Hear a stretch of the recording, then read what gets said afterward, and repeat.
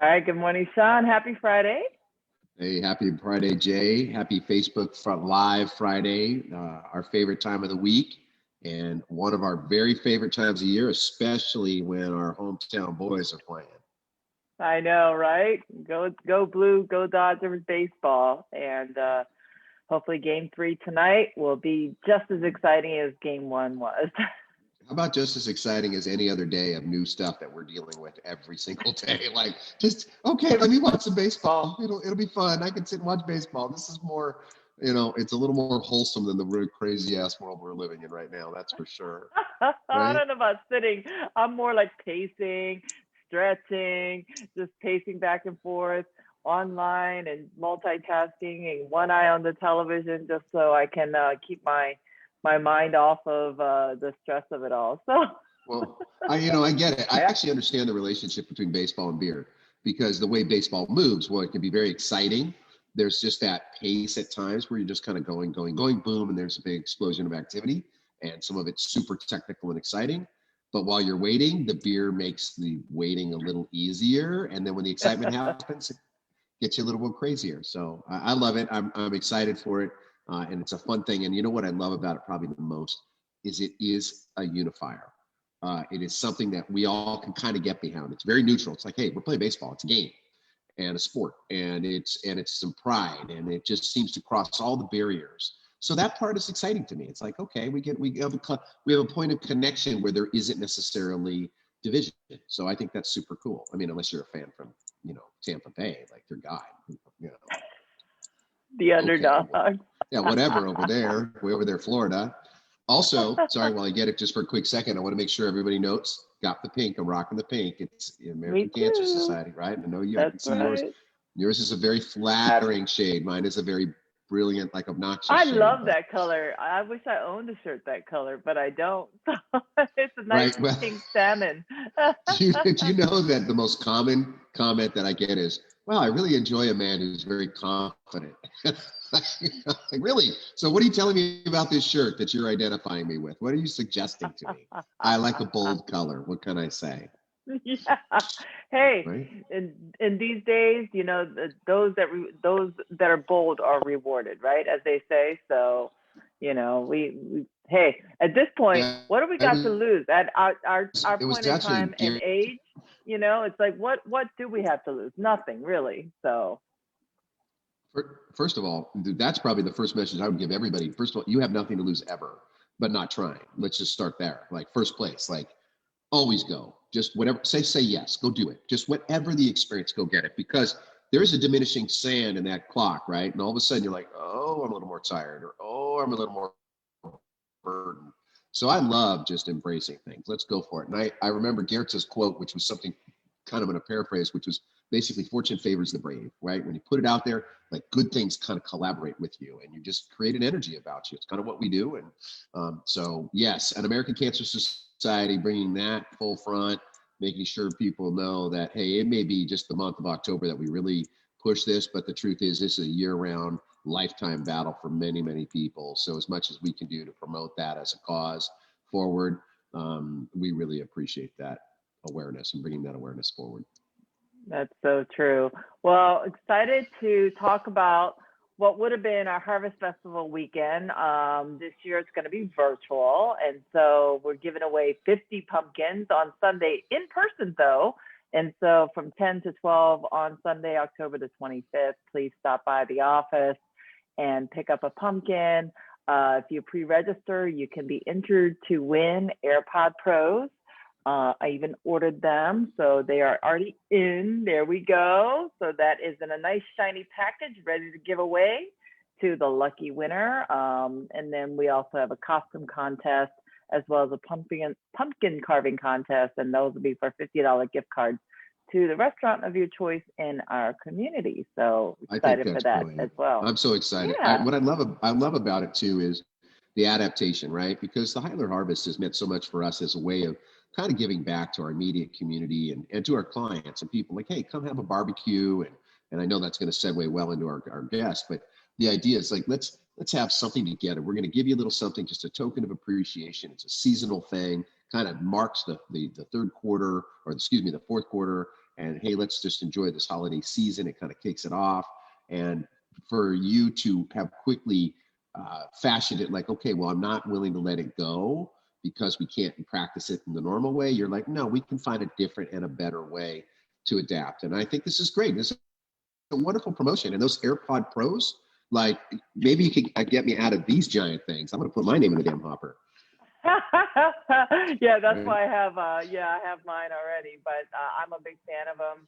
I'm also a big fan of the community involvement that our guest today, and he will say he's carrying on the torch from the prior captains that preceded him. But we're excited to welcome our retired captain, Chris Cooper. Let's bring him into the queue so we can see him and have a conversation with Chris Cooper. Good morning. All right, great. There it is. There's Captain Chris. Okay. Right. Great, awesome. Hey. Well, we're just reminiscing about, last year, which was your last year of helping us grill some burgers and hot dogs for our Harvest Festival. I mean, we grilled up 300 burgers and about 250 hot dogs, and had an opportunity to visit and connect with the community. I know it's something Station 92 has helped us with for 9 years, and so we feel a big void this year. Yeah. I didn't realize that, Sean, that we were going on for 9 years like that. Well, hey, Doc, first of all, hold on a second. Let me tell you something real, Captain. You age in reverse, so let's just start with that. Okay, 9 years is what to you? A minute and a half? I mean, you look so good. Retirement is clearly on your shoulders and doing you well. I mean, holy smokes. Like, I'm like, retirement, it actually looks good on somebody. And you're rocking that gorgeous stash. I can grow some facial hair, but that is championship material right there. Well, I appreciate that, because a week ago I had a full beard down here, and I just shaved it off on Monday. Wow. Yeah, my significant other wasn't happy with it, so I said I better keep the wife happy. Oh, that's so funny. But this stash actually reminds me of that show. Isn't that like Tacoma firefighters? There's some show where all of the firemen on that show has this stash that you have, Chris. To be honest with you, my full gray beard makes me look about 20 years older. So it's all white and everything. I look like I'm auditioning for Santa Claus. Hey, that's my role. I got that role covered, right? It's all coming in. Well, Chris, thanks for joining us. And, I know that we always like to have a little bit of history on who our guest is. I'm curious, how many years have you served for, or have you been a firefighter? And what kind of got you into that as a career choice? Well, to answer your question, I was actually a firefighter in some way, shape, or form for about 40 years. Wow. And I started with a smaller department just east of us in San Bernardino. And then I also did a year with the California Department of Forestry, which is known as CAL FIRE now, for a year. Mm-hmm. And then I was also in the Marine Corps for 4 years.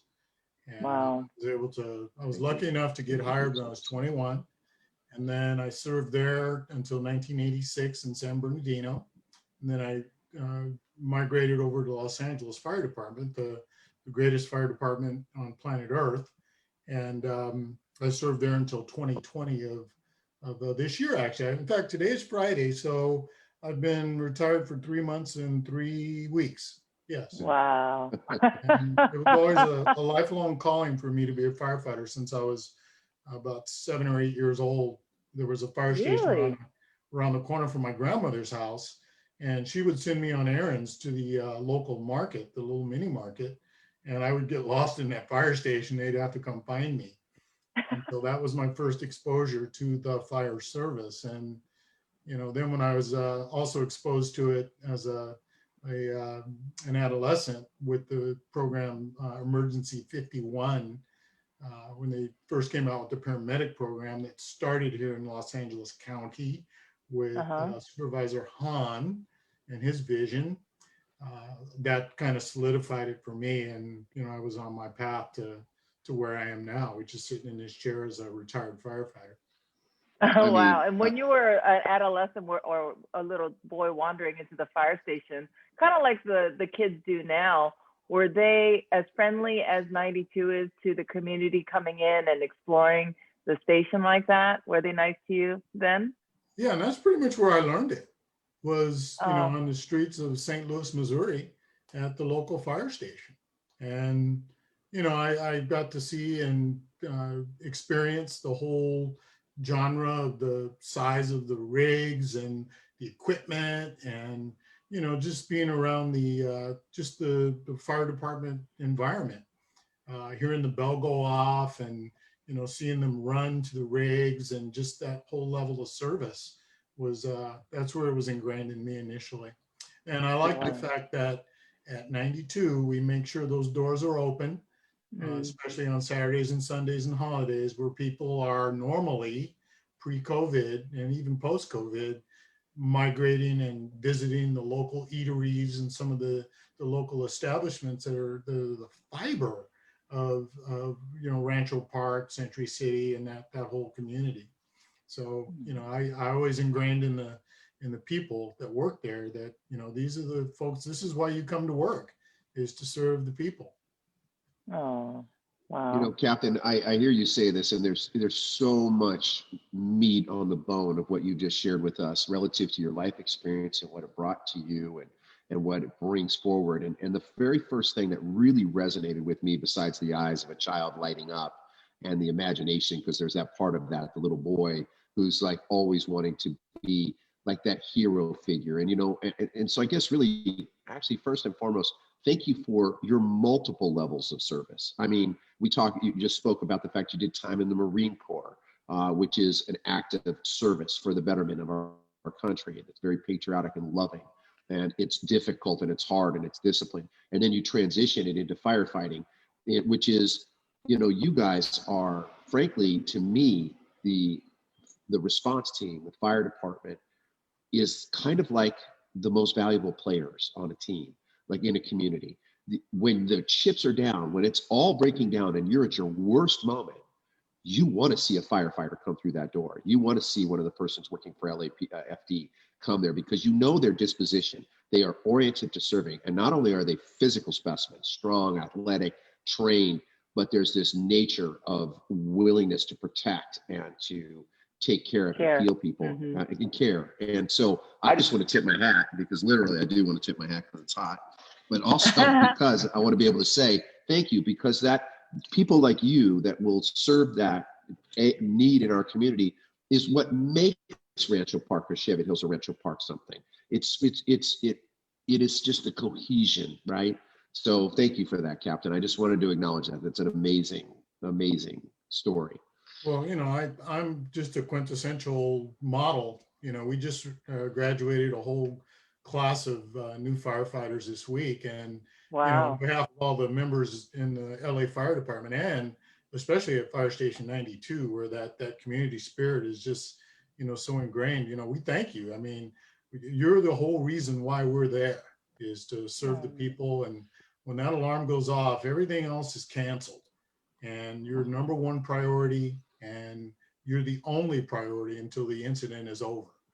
And, I'm sorry, I'm gonna segue here too, if I can, for a half second. I had a fire experience a number of years ago, probably going on 25 years ago. And I had stupidly put old candle wax into a tray that I put in an oven. And I was to learn a lot about arson from this experience. But as Captain will tell you, that wax it ignites at different levels. There's a solid, there's a liquid, and there's even a gas form of it. And when it heated up, it ignited. And I was leaving my apartment. I was leaving to go out. I had shut off all the lights. I was just walking out the door. The phone rang. I didn't want to answer the phone, but I knew who it was. And I sat down in the dark. And about a minute later, I look over and there's this orange glow. And for anybody who's never had a fire, I swear fire's intelligent. It is a beast. It is the scariest damn thing I pretty much have ever experienced in my life. And it engulfed my kitchen. And so, boom, I hung up on that person, hit 911. And it seemed like an eternity to me. But the reality was, you guys were there within 30 seconds. it was just bam and on it. And the world, even as chaotic and as scary as it was, I could find calm in your care. I could find calm in the firefighters that were there, because they were so, like, just the way they executed and precisely dealt with the incident was so tremendous. So I just want to say again, if you don't, fans, people out here that are watching and listening, our viewership, if you go by a station and say thank you, bake some cookies, because let me tell you, you're going to really appreciate it when these men and women come through to help you. Only healthy ones, though. Really, I try to feed them. I try to feed them paleo muffins and Yes, not the sugar stuff, because frankly, you know, it's a very physical job, right, Chris? And I believe if it's a physical job, you don't want to kind of weigh them down with flour and sugar. I feel like they need to be fueled with good, nutritious, protein-enriched foods that are not going to inflame their immune systems, but rather protect them and make them feel as strong as possible. So that's my take on it. Well, we appreciate you tipping a Dodger cap, especially this week. Hopefully they can get this thing done, and you know, we can be a double. We can pull a rare double in Los Angeles. Super I rare. know. And when we started this conversation, Captain, we were saying what's beautiful about the Dodgers and the Lakers to a degree, and their success for the city, is it's unifying, right? Because that's what we're really looking at now as a city, as a country, as a state. It's just society, as humanity. It seems so divided in so many ways. So wherever we can find common grounds, and if the Dodgers can pull that off for our benefit, then go Dodgers, go blue. I mean, that's fun. And we got to suspend the rest of the world for a little while the Dodger games are on. Absolutely. But well, now that food and healthy eating is very important. You know, I still eat the good paleo diet. You know, I go on it for about 2 months every year, starting November 1st to January 1st. I used to do it for 3 months, but it got to be a little tough on me. I can't be that disciplined for 3 months, but I can do it for 2. Well, I admire that you do it. You do it through the height of the food eating season, right? November, like through Thanksgiving and/or Christmas holidays, or the holidays period, and New Year's, etc. That's admirable. Yeah, that's by design. So. Well, now that Sean has told his fire story, we should ask Chris, what is the fireman's recommendation when it comes to telling people how to stay safe if they do, experience a fire happening near them? Well, you know, basically you just want to be prepared, and you want to approach fire life safety at your home or your business in a couple of different phases. And you want to have a preventative phase and a preparation phase, and then of course a response phase that you go ahead and get ready for. But you know, you want to prevent fires in your home, and you know, most of it's a lot of common sense. You know, you don't want to run electrical cables under the carpet, or store gasoline next to the oven, and little things like that. Probably just go through your house and do an assessment, or have a friend or neighbor come by, family member, and have them do it, in a vacuum, because a lot of times we have a bias, and we might not see some of the things that are obvious in our home. It's so true. The blind spots, right? We don't see our own blind spots. Right. And, you can take it with a grain of salt. And, once you see something, then you can start preparing for it. Like the government says, if you see something, say something. You want to prepare in case there is a major incident that's significant for your area, like an earthquake, or if you live anywhere near the brush, like, up above Sunset and some of the other areas that are up by the wildland. You want to be prepared if they call for an evacuation. You don't want to be scrambling trying to find what you want to take. Maybe have a system to where you're going to be able to identify those things that you need to take right away, like your hard drive. You want to grab that and go. Leave those monitors alone. But you want that hard drive to go with you. Yeah. You want some food. You want your medicine. You want your pet comfort items if you have your pet to go with you. You want to know where the evacuation center is and 2 different ways to get there. The traditional way, and then if they've got the streets blocked off or it's too crowded, you've got a secondary way. And, we use the Paradise, California example, everyone trying to leave, that crowded city in that particular fuel model on one road was problematic. If one person panics at the beginning of the queue, now everyone else is trapped and the fire's coming behind you. And, like John said, it has a personality. It doesn't really respect the fact that the person in the front is trapped. So, wow. Be able to respond and, just have a general sense of awareness of your local community. And then, of course, reunification is always important. Yeah. Not so much, like my wife is working, she's working at home now. Her office is right on the other side of this wall. Whereas before, she was working, 13 miles from here. And so we got to figure out a way to reunify. Or if I was at the fire station and we had the big earthquake, where was she going to go if it's the Northridge earthquake? I live in Northridge. Right. I'm working in Rancho Park. Where's she going to go so that we can reunify? And we had a plan for that. She's going to go to the local fire station. There's 3 of them here. 2 of them are pretty easy to get a hold of physically. She could walk right to them. And then, she gets on the phone or the radio and lets me know when I'm at work 24 hours, because I'm not coming home, that she's okay and now I can relax. So, have a reunification plan for your home or your business, and then attempt to get back to continuity of operations or continuity of normalcy is what I call it. And, this way we can get back to what we had before.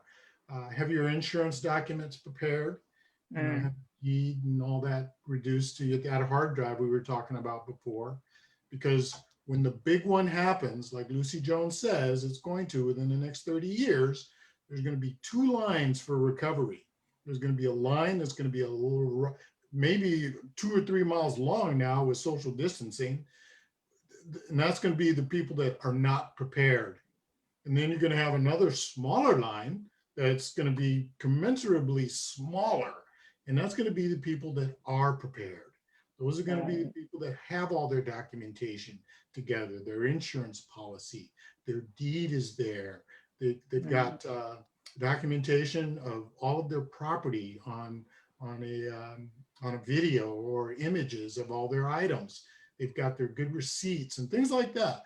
So, that's going to be the continuity of normalcy. Let's get back to normal. And you don't want to be in that other line. You want to be in the short.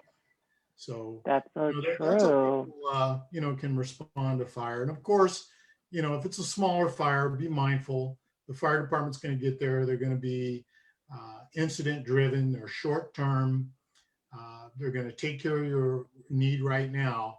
And then the chief or the station captain is going to try and get you back to normalcy again. And, they're going to advise you, because there's going to be lots of third-party people that are going to come out of the woodwork that it's their job. They want to rebuild your home. They want to go ahead and, redevelop your property that's been damaged. And some of them are good and some of them are not so good. So that's our job. And, when you have a fire or an incident like that, then you want to make sure that impact is minimized after the fact. Now, the other side of the equation is the health part.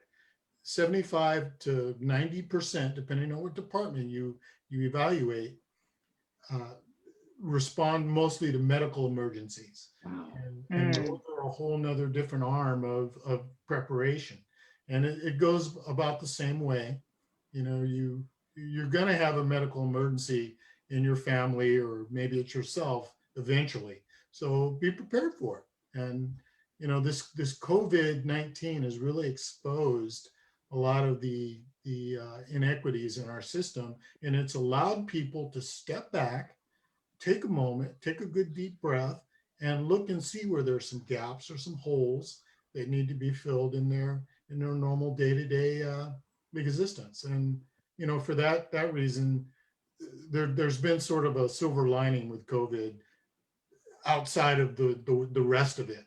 So, of course.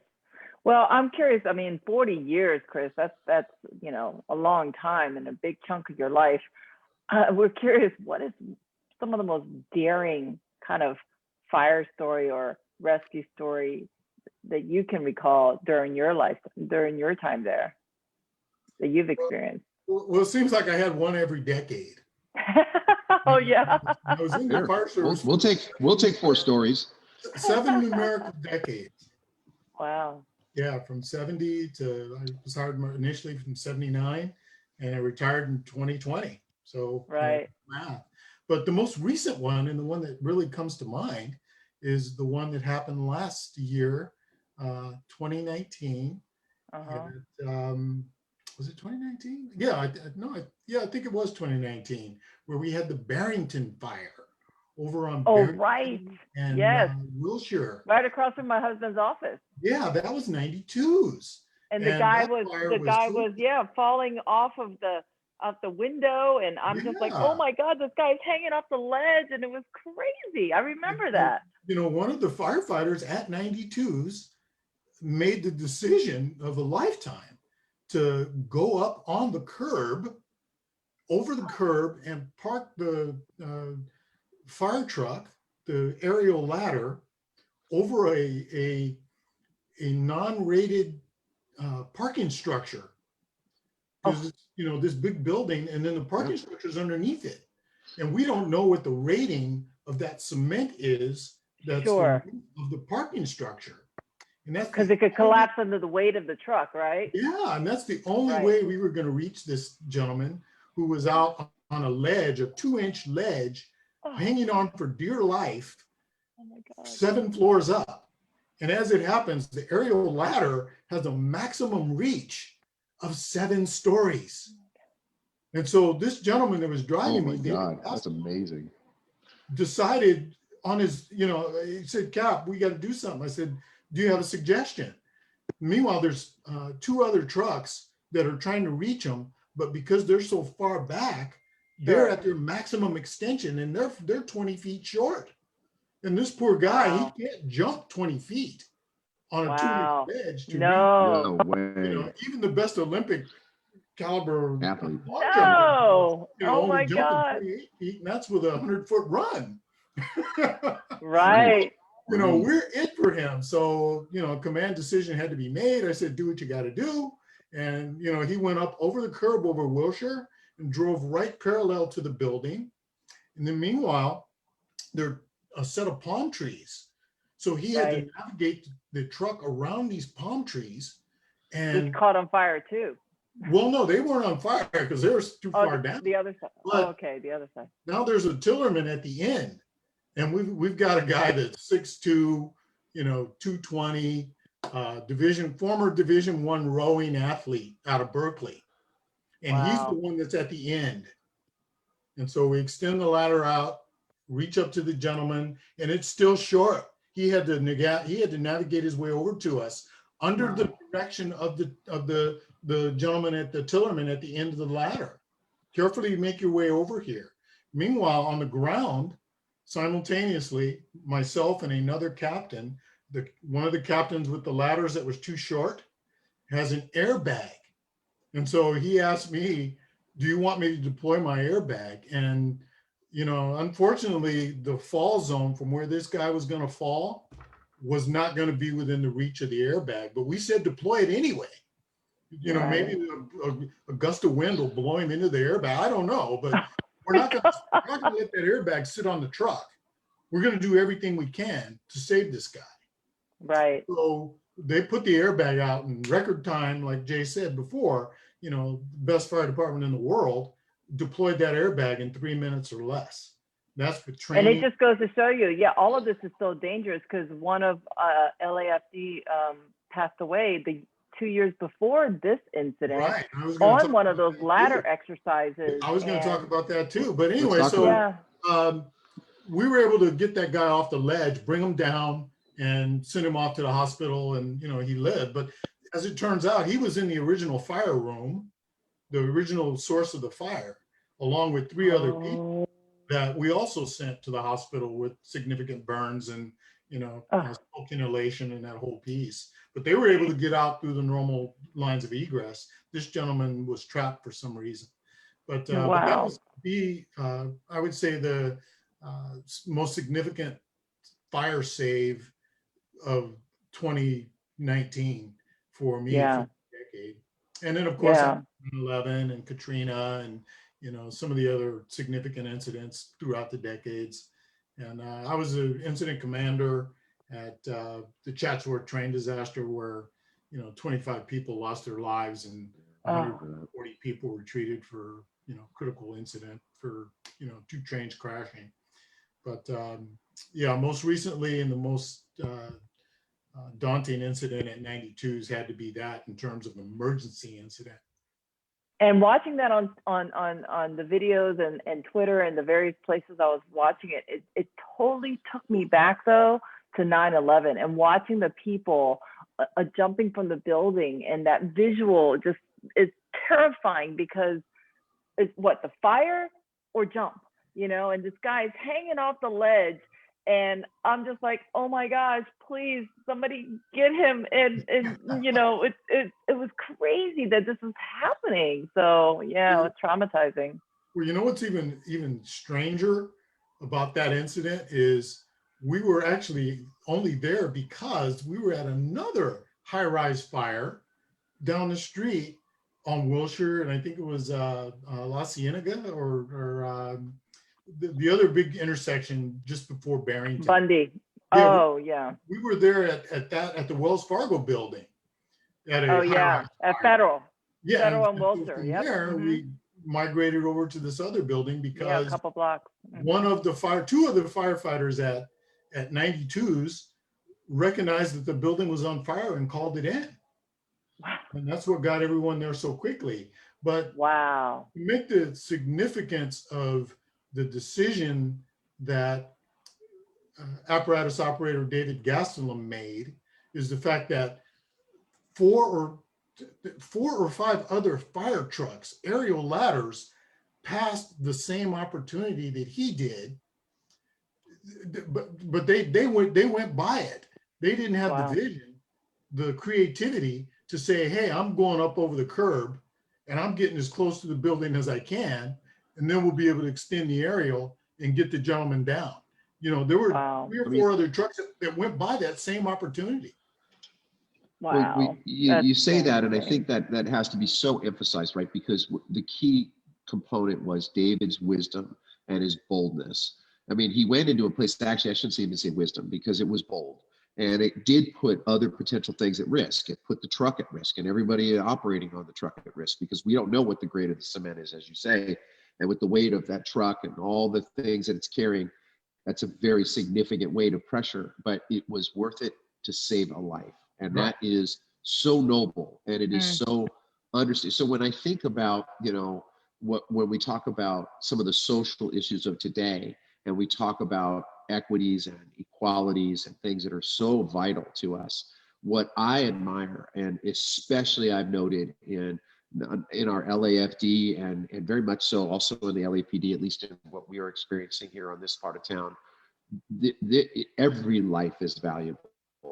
Every single person is the same, and there's a willingness to put yourself on the line for them, and that takes great character and strength. And I really have to commend both you and the way LAFD is trained to go be bold in those moments. And then David gets an extra little gold star for having that one. Like, I see the gap. I got to run the gap. I know it's gnarly. It's scary, Cap. What do I do? And kudos to you to say, hey, man, if you see it, you go make it happen. I'm here to help you we got to get it done. Somehow we got to save this gentleman's life. And way better than the other result when you guys got up there and got him. So congratulations. Wow. It's amazing. Well, my most difficult part of that entire incident was clearing the area of the citizens there with their cell phones, trying to get the TMZ moment of him jumping. And several of them, and luckily I don't think he could hear them, but they were telling him to jump. Oh my God. Now flash forward to July 4th of this year. Yeah, I think this happened in 2020, but flash forward to July 4th, my last July 4th on the job. I'm working at Western and the 10. There's a fire station there, and we get the call for a jumper Oh, at La Brea and Oh, Jefferson. on the freeway? No, at the Oh, MTA station there.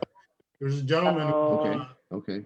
positioned himself on top of one of the cars over the elevated platform at Jefferson and La Brea. Culver. Yeah, Yeah, and yep. as it turned out, this guy jumped and he landed about 15 feet from me.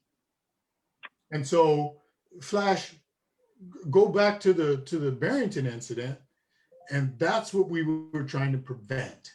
Is that guy ended up, and this Barrington to the ground is 7 floors. Right. The MTA to the ground is about 3.5, maybe 3.5, 4 stories tops, because he's on top of the train. Here's the He platform. didn't make it then, I would imagine. Yeah, and he, I couldn't save him. I was just so distraught. Well, what's crazy is I was at the station in downtown near the Staples Center, and a guy did jump right in front of my eyes as the train was oncoming, got hit by the train, shattered the windshield of the train, and he still survived, and a fireman came immediately. But my friend, our producer of the show, Yvonne, and I were there, and it was so disturbing, like out of the corner of our eye, and he wasn't even a slight fella, he's a heavy set fella. We see him meandering, and next thing you know, he just bolts right when the train is slowing to come into the station. He bolts and runs right in front. I'm like, oh my God, I can't believe this is just happening. And then they kind of hydraulically lift the train up, and it turns out, I mean, he was still alive underneath the train. So my heart is pounding 100 miles a minute just hearing you talk about both of those incidences, and just going back into my memory of I mean, how often are you in that kind of moment? And yeah, Yvonne just said I'm still haunted by that day, but she also asked how regular people can get involved to help and support the efforts of the fire department, because the fire season the last couple of years just have been so insane. And what can an average citizen do to support, help? What if you guys just could have the public know what helps you guys the most in helping us? How do we support you guys in your efforts? Well, that's a great question, Jay. And I think collectively in our department, we've been very, very creative with establishing what they call the Los Angeles Fire Department Foundation. Okay. And that foundation is a clearinghouse for people to contribute funds for the betterment of the Los Angeles Fire Department's effort to protect life and property within the city of Los Angeles. And our most recent and striking example of use of fire department, LA Fire Foundation funds is they just bought a robot for a lot of money, and this robot will help us to be more safe. And it puts out 2,500 gallons of water in a minute, and it can push a car across an intersection, and it can carry tools, and it can act as an anchor for winching and all these other capabilities. I'm sure it can do a lot just inside the imagination of the user, but that was acquired through foundation funding, along with our water packs, and we've got personal flashlights that are state of the art, made by one of our local manufacturing facilities over here, Pelican Industries. They make cases and bottles and lights and all kinds of cool things for first responders and outdoorsy people. But that was all funded through the foundation.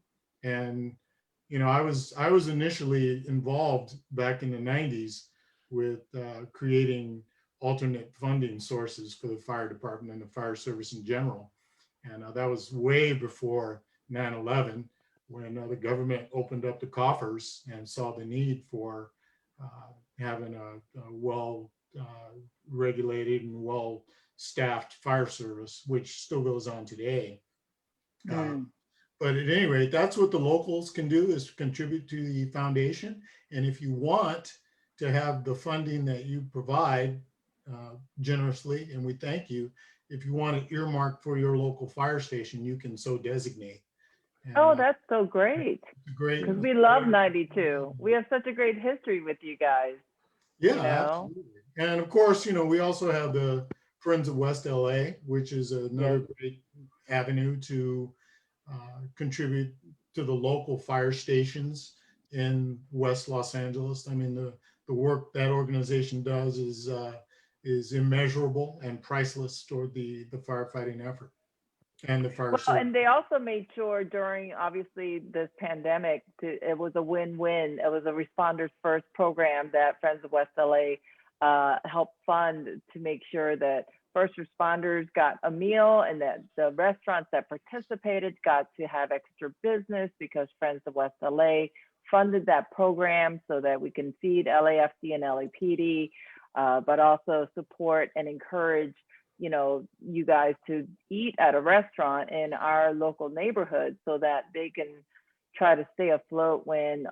there was a vacuum in terms of takeout or ordering that happened in the early days of March, April, and May. And so I think that it's great that you mentioned Friends of West LA because they've been such an instrumental part in our community and supporting fire services as well as just making sure that the community gets just that whole full circle kind of effect from their efforts. So thanks for mentioning that, Chris.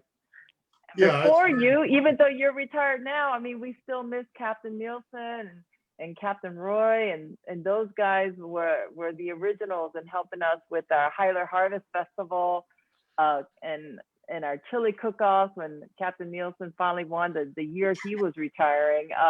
We had some really fun, I mean, talk about a chef of chefs. He used to make some amazing meals for us.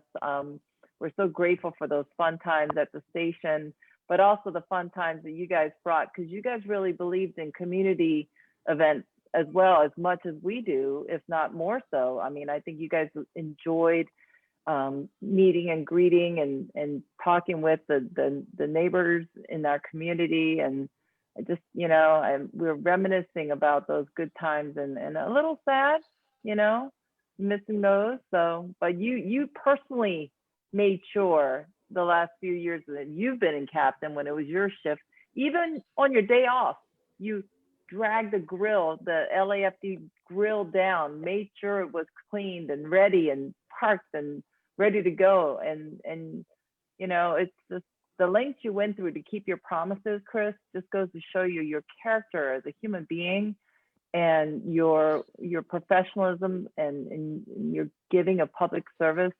It just is miles big. So we thank you so much. Well, I appreciate it. And, I try and reflect the same type of, responsibility and the same type of commitment in my daily business endeavors. Like, after I finish this meeting, I've got several of my clients I got to go see, and I could easily ship the material out there to them, but they're local. I'll go out there and see how they're doing. One of them is having a grand opening this week, so we're going to go out and make sure that they not only get product from us, but they get additional product to maybe enhance someone and give someone a gift or something at their grand opening. But I had a great role model with Craig and with Chief Harvey, and they set the standard, and I just tried to keep it, and they tried to empower me to move the ball along. And it's not just a one-person operation. The firefighters in the station have to get committed. And they asked one of the leaders at the national level, how do you define leadership? Mm. And he pondered and he couldn't figure it out. And he finally came back with an answer. And the answer was, I can't define leadership, but I know it when I see it. And that's the kind of responsibility that I got from Roy Captain Harvey, Chief Harvey, and from Craig, and, just to provide leadership in the community and, make sure the community's needs are being met at all levels. Yeah. Captain, grilling those sorry. burgers and hot dogs for hours was definitely a labor of love. That's for darn sure, because it was hot and smoky, and you guys still just hung in there and with a smile, just did that for us and for the community. It was amazing. What were you going to say, Sean? I'm sorry. That's okay, no worries. I actually wanted to circle back on something that I thought was pretty important, and we touched base on it a little bit for half a second.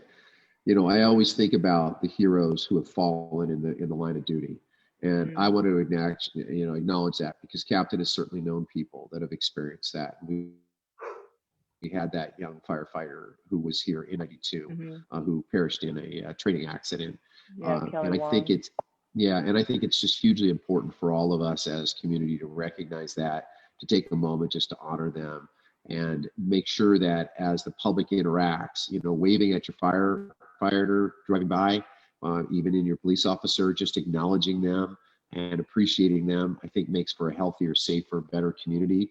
And it helps the dialogue. It keeps the communications going. So I wanted to acknowledge Kelly and his contribution and his significance, because that was sad for all of us. We all felt that loss. It was shocking, actually, even for those who may not really have known him. It's still, you lose a notable member of your community. And so I just wanted to take a minute and say that I appreciated that. And I wanted to say his name because I think it's important to do that, right? Just acknowledge it. Yeah. We had planted a tree with him right before, that accident, because Ryan and I got to plant a tree over at Cheviot right before that accident happened. And he was the hardest working, wanted to make sure that the dirtiest work of that tree planting, he took it on. And it just goes to show you the character of who he was, and the fact that he actually sacrificed his own life to preserve someone else who was in that fall in that training exercise, I was told, to save him. And it's the dangers of that profession is significant, and seeing how they fight, and obviously the loss of life that does occur sometimes when it is very precarious, even from the training exercise or being on the front lines of these fires, as you said, Chris, and Sean said as well. Just they have their own personality and will of its own, and so that's the sobering part of that profession, I'm sure. So you got out good and healthy, though, Chris. Well, also, and I not a day goes by that I don't think about Kelly. Yeah. And I reach out to his to his mom on occasion, and I try and go and see her as often as I can. But yeah, Kelly meant a lot to the station, meant a lot to the department. He was a star in the making, and he didn't work directly on my shift, but we had a special relationship. I would always ask him about little Colton, his son, and how his wife was doing, and it was a sad occasion, but we can honor him by continuing to forcefully and safely train, so that when the time comes for us to perform, we're looking like professionals, and we can carry out our duties and have that base, and then if necessary, go ahead and go outside the box and do it as safely as possible, like David did for the gentleman over at the Barrington fire. No kidding. And David has started a thing called crew resource management that's coming out of the aerospace industry, and he's been across the country gaining training and trying to bring that system into the fire service itself. And I think he's going to be very successful with it. But his whole motivation and his whole push is because of what happened to Kelly, and some of the other critical incidents we've had. We had that incident where we almost lost 11 firefighters at the CBD supply warehouse downtown. Oh, right. That was significant. And then we also had a firefighter that was a young person, a second generation firefighter, fall through the roof and fight for his life and come out of it after extensive hospital stay. So, Wow. these are the kinds of things that occur in our business because of it's just dangerous. It's inherently dangerous. And any step that we can take, like David's system of crew resource management, to minimize that risk and make it safer from the uh, most inexperienced eyes all the way up to the senior leader, then I think we need to do that.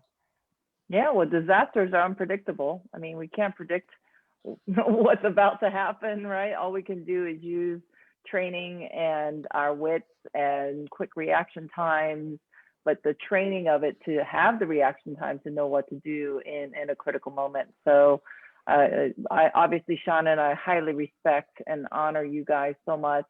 We hope that you get to enjoy your retirement, although you are an entrepreneur, Chris, and we know Yeah, that you're let's still talk out about there that. working hard. I want to hear that. We need to hear about Chris's product because everybody should know that, man. You've been working on those projects for a long time. Yeah, Share a little bit if you can for this is quick. our most recent release. Oh, It's good job. a Laker themed jersey Yeah, that that's we've smart. been doing really well with. Yeah. And we also, of course, we have our straight out of Compton line here, and our Raiders jersey here. Love it. And as you know, we work very closely with the law firm Mylord down the street on Pico. The patent. They helped us secure this trademark. That's so great. And then Yeah, this is they're our local patent attorney firm one right there next to down here is food. the Kelly Wong Memorial Edition that I did, which was, we give these out at any of the events honoring Kelly. And that's his patch right there. Oh, that's awesome. That just sent me goosebumps, Chris. That's so awesome. And then, of course, we also have our cozy boot and our miniature shoe. And those are pretty good products for us. They run real well. Captain, where do we tell our audience to support that and help that endeavor? Because we want to get back, and your products are beneficial. Trust me, I know. I use those products in my car, and they've helped with my teenage athletes quite a bit. So, where do we order your products? Convenience stores and gas stations throughout Southern California are now carrying the Fresh White brand, and we like to think of it as the clear choice in air fresheners.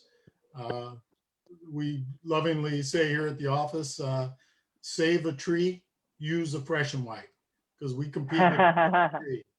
And they're also an onshore company. They're out of New York, but we're trying to onshore here in Los Angeles specifically. But I made some recent trips around the Southern California area, looking at a place where we're going to manufacture and warehouse and go ahead and distribute our product line, which will create more employment for the local economy. Right now, we have an intellectual property team. We have a person that's our graphic designer. And then we also have a person that helps us with our logistics to make sure that the products get in and out of the country on time and, within the expanse of the law. But we also want to expand into other markets. Right now, we're heavily involved in Southern California, and we'd like to get out into Arizona and some of Northern California and Nevada. That's our company goal for the short term. So. Well, Chris, one thing we know about you is that you're always thinking about others, that you have a high level of integrity and dedication to keeping your word, and your conscientiousness and your thoughtfulness in thinking about other people first is always top notch. So we thank you for joining us today and reminiscing about your amazing career, about the profession that is just so honorable, as well as, to remind us of those who have come through Station 92 that we have, that have genuinely touched our lives, made us laugh and smile and cry all at the same time, and definitely have connected with hundreds of people in our community by coming out to our events and being a part of our community efforts to stay connected as well, because Sean and I are very passionate as well about having opportunities, actually creating opportunities to see people.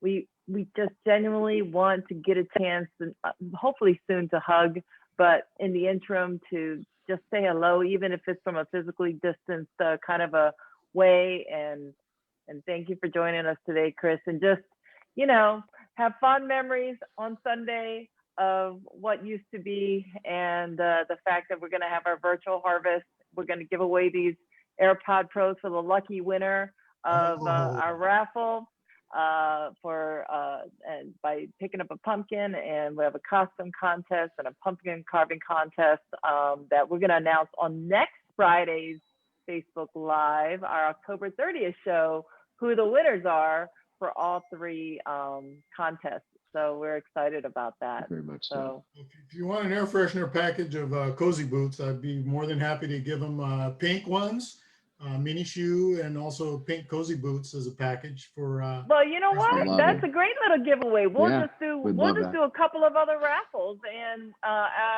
we'll lead up to the AirPod Pros by giving that away. How's that? Thanks, Chris. I agree. Totally love it. I like it. That's great. That'll be great. Well, thank you, Chris. We'll check in with you soon, and stay safe out there. You too. And thanks again. I appreciate you guys. Thank you, Chris. Thank you, Chris. We appreciate you too, brother. Thanks, bro. I know. Oh, Sean, I swear. I mean, every show, for some reason, I get so emotional. It's thinking about, I think there's, thinking about just the last 10 years. It goes by, right? Time. And what's nice about this part is there is like this reflective. You're listening to somebody's story. You're listening to somebody like Captain Cooper, whose life is very significant for the betterment of others.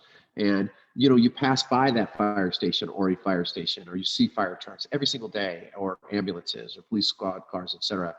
And, you kind of almost take some of those things for granted, but what you don't really realize is the inner workings of the people that are doing it. And a man like Chris, who really has had this lifetime experience, 40 years of service, that has made him such a quality human being.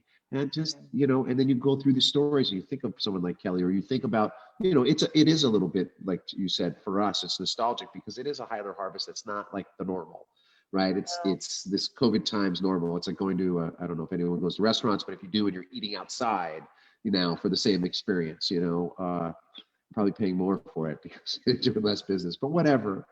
How do we adapt and move forward as a community and society? So these moments, these days, and kind of reminiscing with you they're impactful because we are really exposing our hearts and trying to understand and connect with someone else's heart. And Captain Cooper's got a beautiful heart, so I'm really grateful for him to share it with us all. I know. Well, one of the best metaphors you brought to my attention this week, which, I go forth fully, is that, Jay, you were born a lion. Stop trying to be a rabbit. You are a ferocious lion, and stop trying to be this sweet little rabbit. And you may want to be that. You were made to be what you are. You could try not to be, but you still are. And that's actually that inner dialogue, right? That everybody has, and it's that sense of, to your point, like, okay, who and what I am, and be what you are. Be authentic to it. Be bold. And listen, not everybody's going to agree or like or want to be, or it doesn't matter. It's your authentic life. Most people are scared and intimidated by lions, right? And it's like, okay, I guess I'm scary and intimidating them, but just be me and be yourself, and be true to yourself. And I know that to be your highest and best form. And actually, to put it in context for people, we've been working really super hard. Like Jay and I are so blessed to be as abundant and as busy as we are. And one thing that people should know, and the audience, whether most people I'm assuming do know, Jay's a pretty ferocious competitor. It doesn't matter what you're playing with her. And in business, playing with her is writing contracts and competing. And she finished second, and a close second, in a very heavily contested piece of property in a high-end marketplace. And she had really positioned things right. And she knew the winning strategy. The client didn't quite want to go with the winning strategy. So, they ended up in the second place. and I could just see it eating her up. It was just like, I don't want to lose. And she's like, I take it so hard. And I go, yeah, you're a lion. Yes, you're supposed to be ferocious. You are designed to compete. That's what you do. And you do it better than most all the time. And in fact, I could say you can do it better than all because your consistency is ridiculous. So anyway, that's my 2-second infomercial for working with Jay Wu. She's a ferocious lion and getting things done, or a woman on fire, as I go back to Dave Blazowski.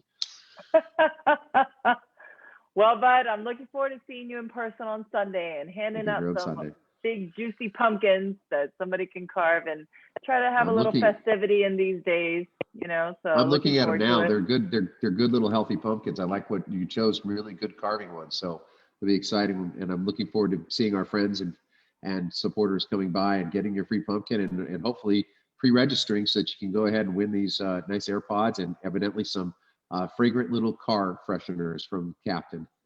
Oh, so sweet. Well, Bud, it's top of the hour. I know we have a lot of properties to go see today, and I'll see you in a couple of days. I know. All right, sweetie. Have a good day. Bye.